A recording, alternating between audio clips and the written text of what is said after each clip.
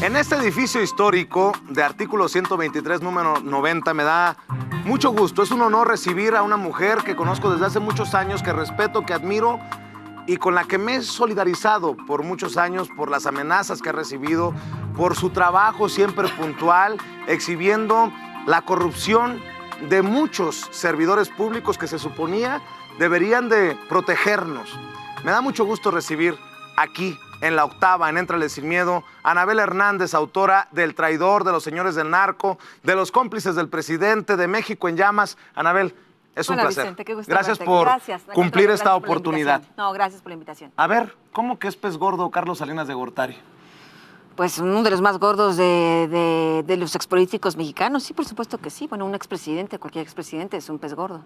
Pero en particular en el caso de Genaro García Luna, porque escuchaba a nuestros compañeros Álvaro Delgado y Alejandro Páez Varela hace unos días entrevistarte y hablabas de las reuniones que sostenía Genaro García Luna con Carlos Salinas de Gortari durante el sexenio, permíteme la expresión, del comandante Borolas. ¿Eso no es normal?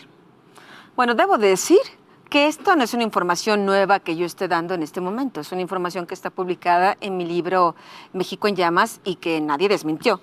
En esas reuniones estaba Carlos Salinas de Gortari, estaba Genaro García Luna y estaba uno de los abogados de García Luna, de los entonces abogados, uno de los hermanos Aguilar Sincer.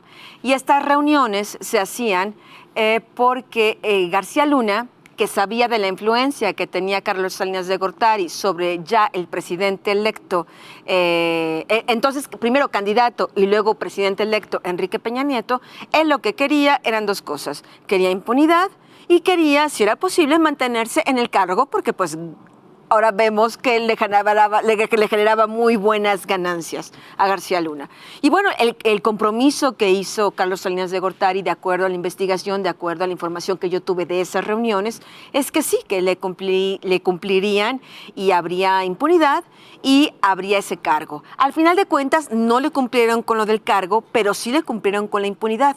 Habría que señalar otros dos integrantes, otros dos elementos de los que no se han hablado en este momento y que fueron parte de esas alianzas entre Carlos Salinas de Gortari, Genaro García Luna y el presidente Enrique Peña Nieto, que era el abogado Juan Collado, que ahora está en prisión, era un abogado importante de Enrique Peña Nieto y fue un abogado importante de la familia Salinas, un amigo personal de Genaro García Luna y un amigo y muy allegado de Humberto Castillejos, que era el entonces consejero jurídico de Los Pinos durante el sexenio de Enrique Peña Nieto, excuñado de Luis Cárdenas Palomino, brazo derecho, cómplice, etcétera, etcétera, de Genaro García Luna. Entonces, ahí hay una trama que estaba ahí sobre la mesa y que bueno, ahora cuando la gente pregunta, ¿no? ¿De quién podría hablar Genaro García Luna? Porque García Luna,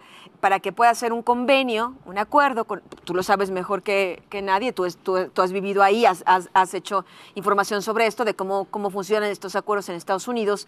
Y bueno, para llegar a un acuerdo que le convenga, tendría que decir nombres e información, ¿no? Me da mucha risa que hay periodistas, hay personajes con la cámara y el micrófono que defienden a Genaro García Luna sin saber cómo funcionan las cosas en el sistema de justicia estadounidense. Dicen, ¿dónde están? Te estoy hablando, Ciro Gómez Leiva. ¿Dónde están los que decían que iba a haber un acuerdo para que cantara y pusiera a los personajes como Felipe Calderón? ¿Eso es tener ignorancia o hacerse? Hacerse ya sabes qué. Porque así no funciona el sistema judicial. De hecho, Genaro García Luna tiene días tras las rejas y esto puede tomar mucho tiempo para que defina, como en el caso de Vicente Zambada Niebla, el protagonista de tu libro El Traidor, si se declara testigo protegido o qué pasa, ¿no? Aún realmente es una especulación lo que pasará en el caso de García Luna, porque tú sabes que en este momento la moneda está en el aire. Ni siquiera se puede hablar de un juicio. El juicio no ha comenzado y no sabemos si comenzará. Pero si hay un documento que dice que están negociando. Estamos en un proceso judicial donde evidentemente el gobierno de Estados Unidos, para que el juez haya dictado la orden de aprehensión, el juez y la Fiscalía ya han compartido esta información. Si la información no existiera, un juez americano es como a la mexicana, un juez americano jamás habría emitido una orden de aprehensión si no tuviera sustento legal y las pruebas suficientes para hacerlo. Es decir, yo no veo, y quien piense que es así, creo que al final de cuentas entenderá que no es así. Cuando un juez americano dicta una orden de este tipo, no es para decir, usted disculpe, váyase a casa, nos equivocamos, no hay pruebas en su contra. Como a Raúl Salinas de Gortari o al Bester Gordillo acá en México. Eso no va a suceder. Ya para que un juez haya tomado esta decisión es que hay elementos de prueba. Ahora, ¿qué va a suceder? Está la moneda en el aire. Hay dos opciones, solo hay dos caminos. O Genaro García Luna se mantiene en la posición que todos los acusados, el 99.99%, cuando llegan a una corte federal se caen inocentes. El Chapo, Vicentillo, todos somos inocentes. Bueno, aunque a veces no lo son, o la gran mayoría de las veces no lo son. Y bueno, es normal que esto suceda. Ahora lo que está es, o hay un juicio, se declara inocente, se mantiene declarando inocente, llega un juicio y veremos una cosa tipo Chapo Guzmán, ¿no? Y donde también no quiso negociar y donde tal vez los americanos tampoco querían negociar mucho con el Chapo. Querían al Chapo en el banquillo de los acusados. Querían dar un escarmiento. Miren, narcos, ¿quieren lo que los estamos americanos a Genaro García Luna? Eso, ¿En el banquillo de los acusados? Eso es una cosa que tenemos que esperar a ver. ¿Tú cómo lo Yo ves? no creo. ¿Cómo lo percibes? ¿Cómo lo hueles? Evidentemente lo que te puedo decir es que esto no es un azar.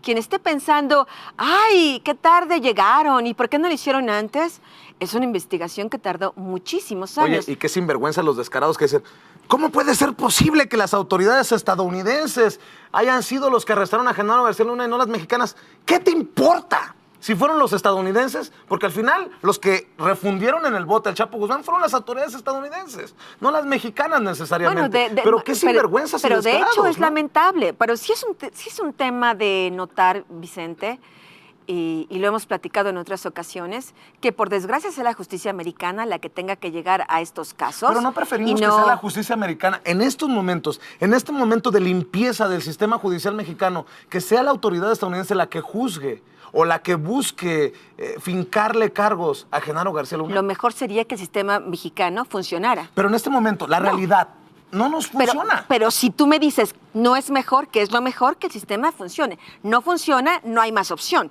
Alguien tiene que haber... Es mejor que cualquier criminal del mundo, si su país no está en grado, y lo cual es lamentable, cualquier país del mundo que no esté en grado de juzgar a sus propios criminales, que tenga que extraditarlos, es lamentable. Y eso ocurre en Honduras, y eso ocurre en Nicaragua.